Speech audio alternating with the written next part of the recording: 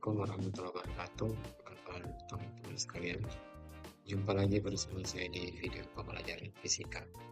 Jadi pada video kali ini kita akan membahas salah satu topik dalam materi analisis numerik atau materi numerik, terkhusus pada bagian solusi bersama linear. Untuk video kali ini kita akan membahas mengenai bagaimana cara memasukkan solusi bersama linear dan menggunakan metode bagi dua. Baik, jadi metode bagi dua itu biasa kita kenal dengan dissection method. Apa itu? Yakni merupakan suatu cara untuk menentukan akar-akar persamaan dari sebuah persamaan linear dengan menggunakan prinsip bagi dua pada rentang interval tertentu. Misalkan di sini kita memiliki suatu persamaan yang dituliskan sebagai berikut. Oke. Kemudian apabila kita plot lalu kita perbesar, maka akan kita peroleh bahwa nilai akar yang dimaksud itu berada pada rentang 12 hingga 20. Nah, tugas kita adalah kita mencari berapakah nilai akar tersebut dengan menggunakan metode bagi dua. Di sini kita asumsikan bahwa 12 itu adalah batas bawah atau XB, sedangkan 20 itu adalah batas atas atau XA. Apabila kita kita substitusi nilai 12 ini ke persamaan di atas, maka kita peroleh suatu nilai tertentu yang nilainya berada di sini. Sedangkan apabila nilai tertentu itu, apabila di sini angka tertentu, kemudian kita substitusi ke persamaan ini, maka nanti kita peroleh suatu nilai FC yang berada di posisi ini. Dengan menggunakan metode bagi dua, maka pasti akan semakin menuju ke titik yang dimaksud.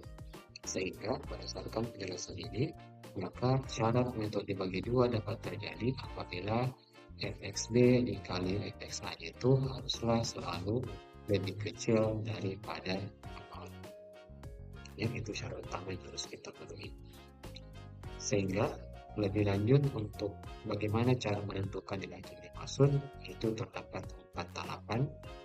Tahapan pertama adalah kita menentukan terlebih dahulu batas atas dan batas bawahnya, XA ataupun XB-nya.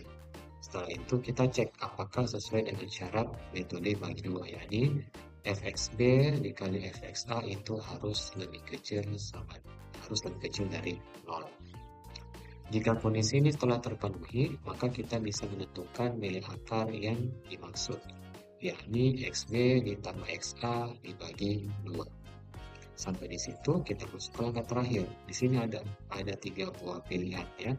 Dengan acuan adalah fxb-nya. Jika fxb kita kalikan dengan fxr, ternyata hasilnya itu lebih kecil dari 0, maka nilai xb itu dia tetap. Oke? Tetapi nilai XA kita ganti dengan XR. Di sisi lain, kalau fxb dikali fxr itu lebih besar dari 0, maka fxb-nya itu yang berubah menjadi XR, sedangkan XA-nya itu dia tidak mengalami perubahan. Oke? Nah, dan yang ketiga, jika fxb dikali dengan fxr hasilnya tidak 0, maka xr adalah nilai akar yang dimaksud. Baik, untuk lebih memahami terkait tentang bagaimana cara metode bagi dua atau dissection, sekarang kita masuk ke contoh kasus ini. Di sini kita diberikan suatu persamaan tertentu fx sama dengan x pangkat 2 kurang x ditambah 3 sama dengan 0. Tugas kita adalah kita mencari berapakah nilai x yang dimaksud agar nilai fx itu sama dengan 0. Jadi langkah pertama adalah kita menentukan terlebih dahulu intervalnya, batas atas dan batas bawah. Terus untuk nilai ini, kita pilih batas atasnya itu 5 dan batas bawahnya itu sebesar 2. Nah, setelah kita menentukan batas atas dan batas bawahnya, maka kita substitusi nilai masing-masing batasan tersebut ke fungsinya. Maka kita peroleh untuk batas atas F5 sama dengan 8, dan batas bawahnya itu kita ganti X-nya sama dengan 2, maka kita peroleh angka sebesar -1. Sampai di sini kita cek hasil kali antara fxa dan fxb. Jika dia hasilnya lebih kecil dari 0, maka nilai akarnya itu dia berada di rentang antara 2 hingga 5. Berdasarkan hasil ini, maka jelaslah bahwa fxa dikali fxb-nya itu bernilai sama dengan minus atau di bawah 0. Oleh karenanya, karena dia terpenuhi, berarti nilai akar yang kita duga itu bisa kita temukan dengan menggunakan persamaan tadi, yakni batas bawah ditambah dengan batas atas, kita bagi dengan 2.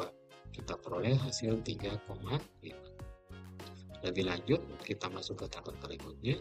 Kita tentukan lagi berapa nilai F3,5. Jadi nilai XR ini kita substitusi ke persamaan akar, persamaan linear yang ingin kita pecahkan.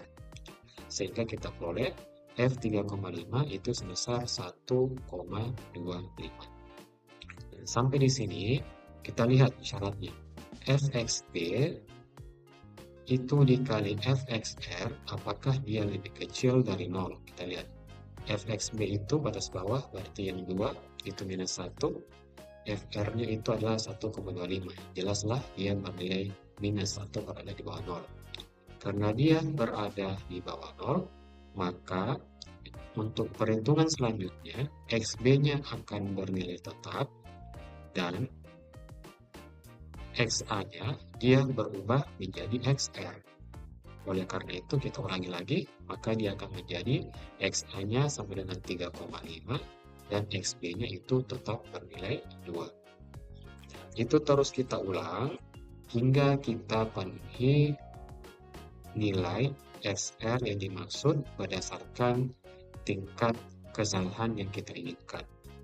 Pada kasus ini, terlihat bahwa diperlukan beberapa iterasi atau pengulangan hingga syarat yang saya inginkan itu dia terpenuhi.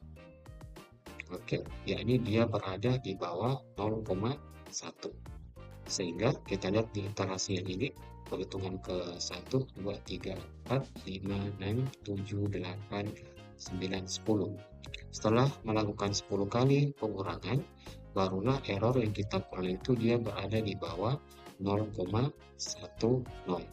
Sehingga nilai akar yang dimaksud pada persamaan ini yakni bernilai 2,999 atau kita bulatkan menjadi angka 3. Oke, sekarang kita lihat secara lebih detail terkait tentang pengerjaan iterasi ini. Pada perhitungan pertama, kita memilih XB-nya 2, XA-nya 5. Kita peroleh FXB-nya min 1 dan FXA-nya itu 8. Karena dia terpenuhi, berarti nilai tambahnya sebesar 3,5 dengan nilai FXR-nya sebesar 1,25. Berdasarkan syarat kita lihat, FXB dikali FXR itu lebih kecil dari 0. Berarti nilai XB-nya dia tidak berubah, tetapi yang berubah itu adalah nilai XA-nya berubah menjadi nilai XR yang kita peroleh pada perhitungan sebelumnya. Lebih lanjut, kita selidiki lagi, ternyata errornya masih tinggi. Kita mau turunkan. Caranya, kita lihat lagi. FXB dia minus 1, sedangkan FXR-nya adalah minus 0,04. Nah, terlihat di sini bahwa FXB dikali FXR itu dia lebih besar daripada 0.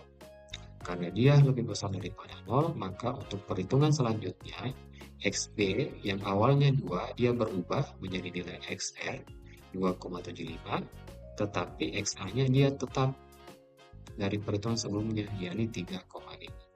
Begitu seterusnya, kita ulangi hingga kita peroleh error yang kita inginkan. Terus untuk kasus ini yaitu saya maunya dia berhenti apabila dia berada di bawah 0,10.